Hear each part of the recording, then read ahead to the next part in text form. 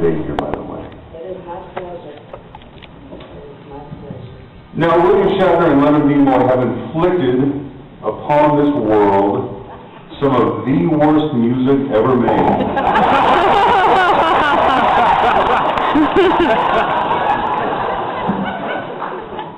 You, on the other hand... I didn't say that. No, I did. They did. You, on the other hand, have an extraordinary voice. Performed with Duke Ellington and Lionel Hampton's bands. Released an extraordinary album in 1967 called Down to Earth. Only released one album after that. Why? Why not more records from you? Well, I actually have done a couple of others. But I got sidetracked from my career doing something from outer space.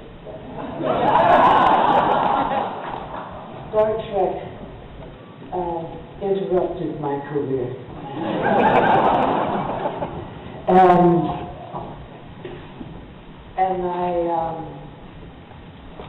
I don't regret it. The career that I intended, that I thought I was supposed to do, became something so much more. And I'm really glad. How did you never find time, though, to go back to the studio? You obviously, Star Trek became a career. Working for NASA, working with NASA as a recruiter then and now became part of a career. Yeah, you could have found time to get back into the studio. It didn't stop Shatner. Unfortunately. Nothing stopped Shatner. That may be true. Good God, they're already lined up. But music is still a very big part of your life. In fact, you were serenading a young girl today. You were singing a little bit in the green room. You have an extraordinary voice. Do you ever intend to get back to it?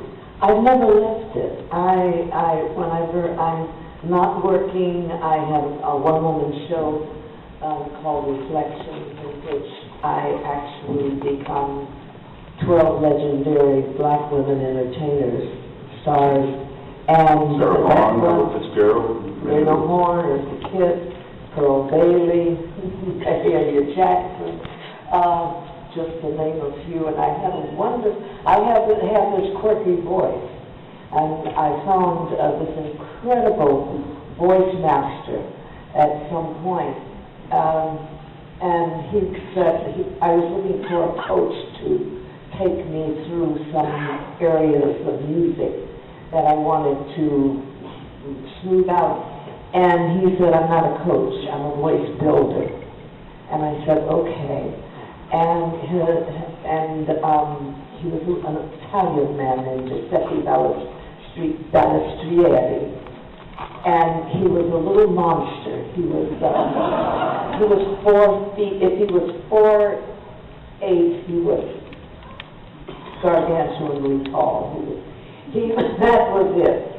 And but I to his face called him Little Mussolini, and he said, "Thank you,"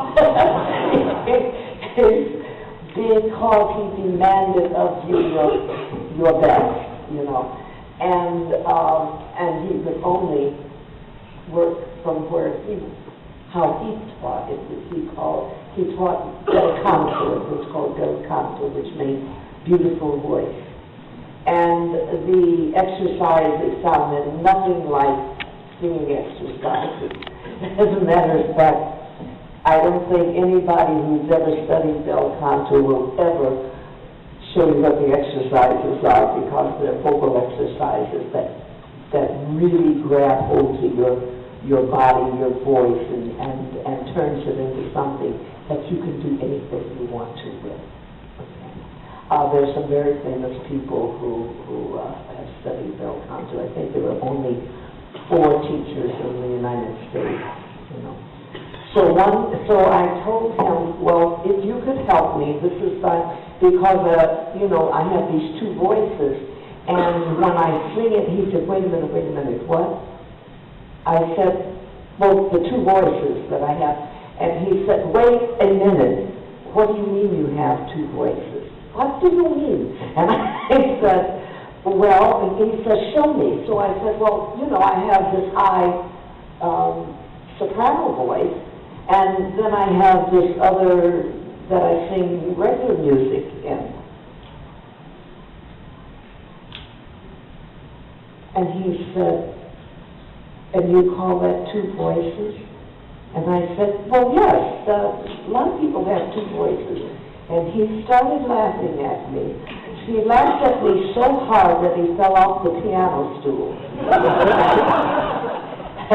And he said, I assure you, if you, he had started out saying, I'm not taking any new people. And I told the person that had told me about him, tell him to tell that to my face. He says, fine, bring on. He says, I'll tell that to her face. I'm not taking anyone else. Next thing he said, well, when we work, you will have one voice. And so I sang to him. He said, let me see these two voices. So I sang like,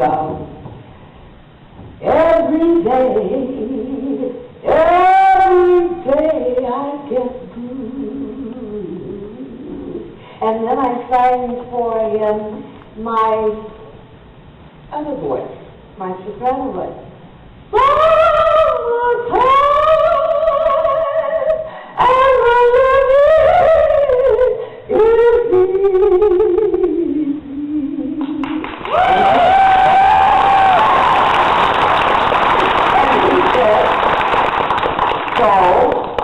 And I said, well, when I get to a certain place, it stops. And then I have to go to the other, everyone. And he says, no, everyone doesn't. And we got through with me. I have one voice. So I can take it anywhere that I want it to go.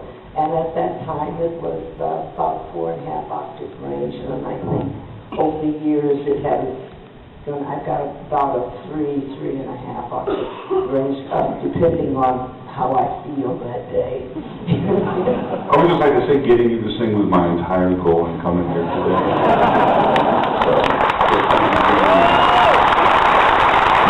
I have many questions, and I know you guys do. So during the course of this, I will ask some, and you guys will ask some. So please, you have been waiting there. Go ahead. All right. Well, thank you, and thank you for coming to Texas. And I promise I won't ask any sports questions. First of all, I want to thank you for doing the movie True Love, and if nobody else has seen it, with Jasmine Guy and Nichelle Nichols, I highly recommend it. Also, thank you. I enjoy doing that so much. Yeah, and she gets the last line, and it is hilarious. But as he said, you do a lot for NASA, and I recently, I don't know if anybody else in here is a space geek, but I keep NASA on one channel, on one television, separate, in the living room, just so I can monitor it 24/7.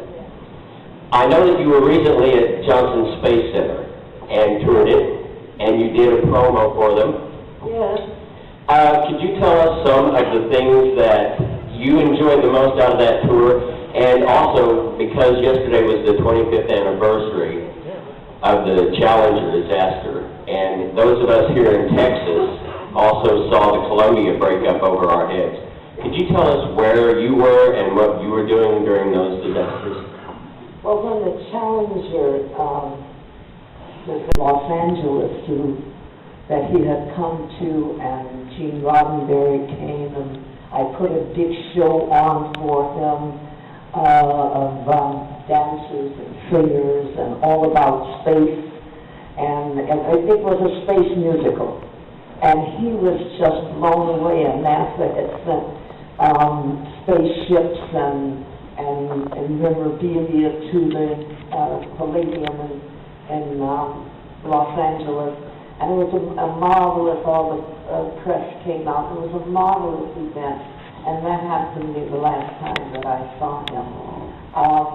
Last year I was on Monique's show, and in the audience was his son, his grown son, and his wife. And And this little boy had been just a little boy. And he looked so much like his father. I just took him in my arms and hugged him so. And it may have been that's when I cried. So that was 25 years later.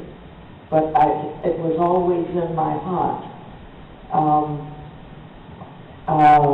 Judy Resnick, who 4 years after Star Trek, NASA presented me with its highest civilian award, the medal, and just before she went on, it was Resnick who pinned me. That was, and she was one of my recruits, that was such an incredible thing to stand there and have such a, just before she went on.